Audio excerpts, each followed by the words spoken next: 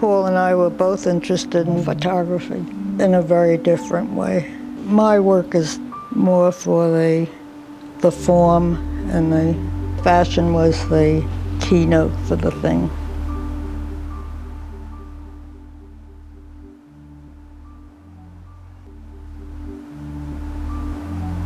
Paul's family lived on 15th Street. We lived on 13th Street. I was going to high school. My father didn't want me to see Paul, and I used to sneak around, leave messages. Paul and I spent every weekend going to the Metropolitan Museum. That's where I learned about fashion. It's where I got my whole visual education. Some of the paintings are like the greatest fashion drawings ever made. You could construct the whole outfit from the way they painted. I was always aware of what I put on my body. I would argue with my mother about how tight the waistline should be. It was a constant battle. I always was very self-possessed about body movement, about hand movement, about eye gesture. I went to work for Bazaar full-time. I remember once having something I'd done ripped to shreds. I was always very resilient. I always came back fighting. I was a born art director.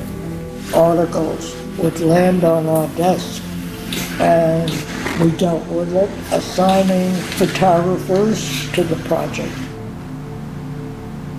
By the time I got to the art department on Junior Bazaar, I knew how to produce a page that would convey to the reader the kind of exhilaration of being young and vibrant without being literal and abstract enough to give the whole photograph a new look, creating more poetic interpretation. One day I decided I was going to try my hand at becoming a photographer. I had done the art directing, and it seemed natural. It blossomed into a major career for me. My first involvement came with women in their lingerie. Some of the agencies would not allow their models to have anything to do with lingerie. And so we developed a language with each other. They would give me everything in the body and the gesture, as long as we didn't show the features of their face. We did some beautiful photographs together. I didn't know anything about photographing fashion, but I knew about women. I did what came naturally when I photographed. Whoever saw me on a set, I would get on the paper, dance barefoot in front of the camera, move in the way I wanted them to move. These were models that I loved because of the way they moved, the way they thought, the way they reacted to me in the sitting.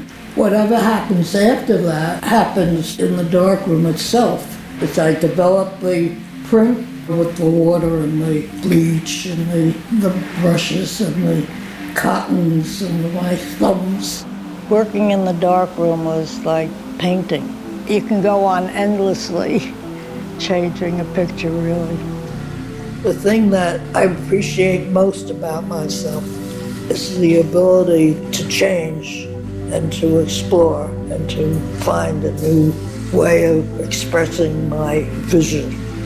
I think a whole culmination of all my experiences as a woman and a complete appreciation of other women.